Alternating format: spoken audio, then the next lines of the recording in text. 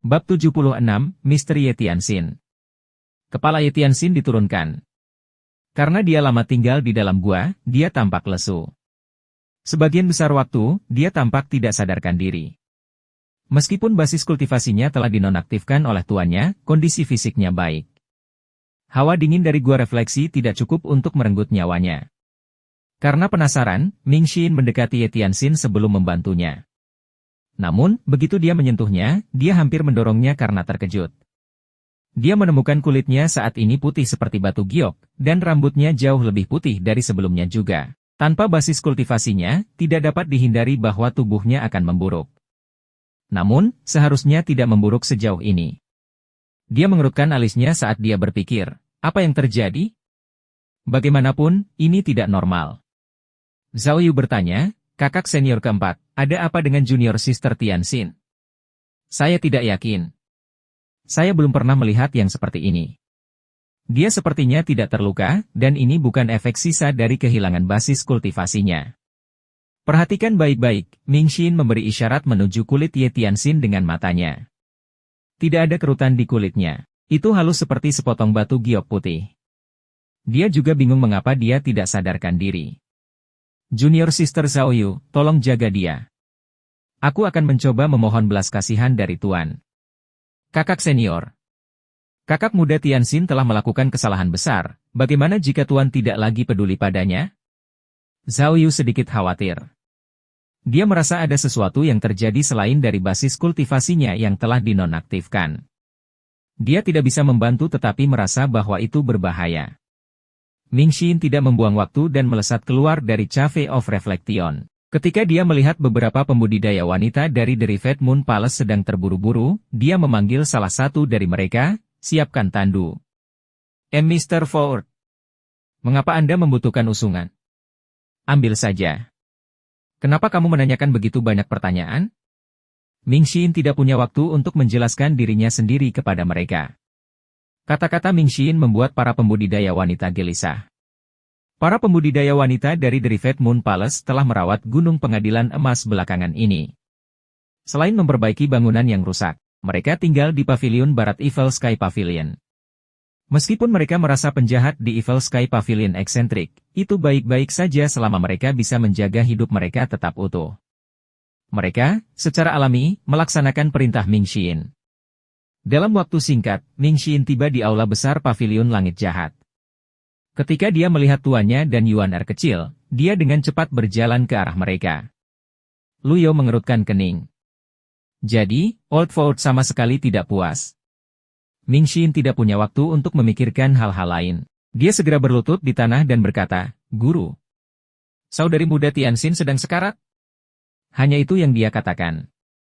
Dia tidak memohon belas kasihan juga tidak menjelek-jelekan Yetianxin. Dia hanya menunggu jawaban tuannya dalam diam. Mingxin tidak memahami pikiran tuannya. Apakah tuannya berniat menyiksa Yetianxin dan membuat hidupnya seperti di neraka? Atau apakah dia hanya memanfaatkan kesempatan ini untuk menghukumnya dengan keras? Jika itu yang pertama, tidak ada gunanya keluar darinya memohon belas kasihan atas namanya. Jika yang terakhir, mungkin masih ada harapan tersisa. Karena dia tidak yakin dengan niat tuannya, dia tidak berani bertindak sembarangan. Luyo mengelus janggutnya dan berkata, apakah dia sudah memikirkan semuanya belakangan ini? Ya, Mingxin ragu-ragu, terjebak dalam dilema. Dia sering mengunjungi Yetianxin di Cafe of Reflection. Kekeras kepalanya telah melebihi harapannya. Dia tidak pernah memikirkan tindakannya. Little Yuan Er hanya menonton, tidak berani berbicara. Luyo menggelengkan kepalanya. Dia mencari ingatannya untuk informasi tentang Yetianxin, tetapi dia tidak menemukan apapun. Dia tidak langsung mengambil keputusan. Sebagai gantinya, dia meninggalkan pavilion langit jahat dengan tangan di belakang punggungnya.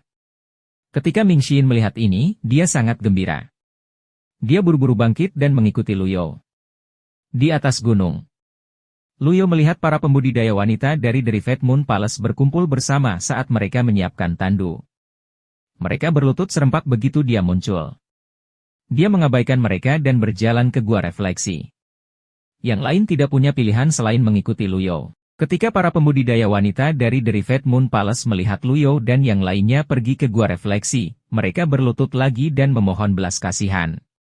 Tanpa menunggu Luyo menegur mereka, Ming Xin berbicara dengan suara yang dalam, "Jangan menimbulkan masalah. 3 atau 4 dari kalian mundur. Yang lain bisa kembali ke tugas mereka." Dia ingin memberitahu mereka untuk tersesat, tapi dia pikir tidak pantas baginya untuk marah ketika tuannya hadir. Luyo berjalan ke gua refleksi, dan Yuan Er kecil mengikuti dari belakang. "Salam, Tuan." Zhao Yu menahan dingin dan berlutut untuk menyambut tuannya. Luyo melambaikan tangannya sebagai jawaban sebelum berjalan ke sudut lain gua. Dia melihat Ye Tianxian bersandar di dinding yang sedingin es, dan kepalanya digantung pada sudut yang canggung. Rambutnya menutupi wajahnya. Hanya dengan melihat bahu Ye Tianxian, dia tahu apa yang sedang terjadi. Kulit seputih giok. Dia menyisir rambutnya ke samping dan mengerutkan kening saat melihat wajahnya. Little Yuan Er menutup mulutnya karena terkejut dan mundur selangkah. Dia belum pernah melihat yang seperti ini sebelumnya. Dia bertanya dengan bingung, "Apa yang terjadi dengan kakak perempuan?" Luyo hanya mengerutkan kening, dia tampaknya tidak terkejut. Dia tenang seolah-olah dia mengharapkan hari ini akan datang. Faktanya, Luyo lebih terkejut saat bertemu Ye Tianxian untuk pertama kalinya. Namun, karena keadaan saat itu, dia tidak punya waktu untuk memikirkan masalah tersebut. Ketika dia pertama kali bertemu dengannya, dia merasa dia murni dan tidak bernoda, dia memiliki prinsip dan tidak dapat rusak meskipun dia dibesarkan di lumpur.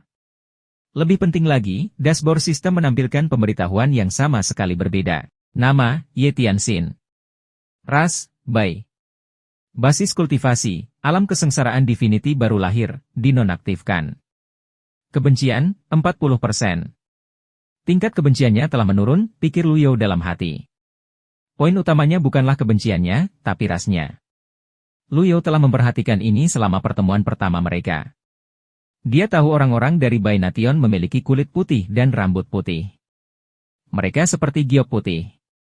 Namun, hanya itu yang dia tahu tentangnya karena dia tidak memiliki ingatan tentangnya.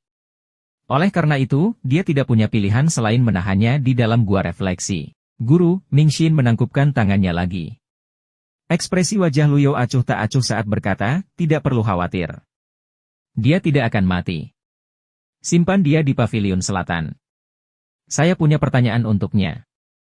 Ming Xin mengangguk. Dia dengan cepat memanggil 2 pembudidaya wanita dari Derived Moon Palace untuk membawa Ye Tianxian keluar. Zhao Yu ditinggalkan sendirian di dalam gua. Luyo melirik dahi Zhao Yu yang masih memiliki tanda teratai emas. Dia berteriak, "Zhao Yu." "Ya Tuan. Ini adalah Evil Sky Pavilion. Itu juga satu-satunya tempat di mana Anda bisa tetap hidup. Pembatasan sihir ini tidak hanya menyegel basis kultivasi Anda, tetapi juga akan mengungkap keberadaan Anda," kata Luyo. "Tolong Tuan, kasihanilah aku dan bantu aku membatalkan pembatasan ini," kata Zhao Yu sambil segera berlutut. "Apa menurutmu aku bisa membatalkan pembatasan?" Luyo bertanya. Zhao Yu memikirkannya sebelum menjawab, "Saya tidak tahu. Setelah kamu menyelesaikan pikiranmu, kita akan berbicara lebih banyak tentang sihir," kata Luyo sebelum pergi. Dia melihat bahwa kesetiaan Zhao Yu hanya sekitar 30. Itu jauh dari cukup. Selain itu, ini adalah pertama kalinya Luyo berurusan dengan sihir. Akan lebih mudah baginya untuk membunuh seseorang. Sebuah kartu serangan mematikan akan berhasil. Namun, kartu item tidak dapat digunakan untuk membatalkan mantra sihir. Karena dia masih tidak yakin tentang Zhao Yu, yang terbaik adalah meninggalkannya di gua refleksi untuk saat ini. Setelah meninggalkan gua refleksi, Luyo berjalan ke pavilion selatan. Disinilah 9 muridnya pernah tinggal. Yuan Er kecil dan Ming Xin dengan cepat menyusul Luyo. Yuan Er kecil bertanya, "Tuan, bagaimana kakak senior Tianxian bisa sampai seperti itu?"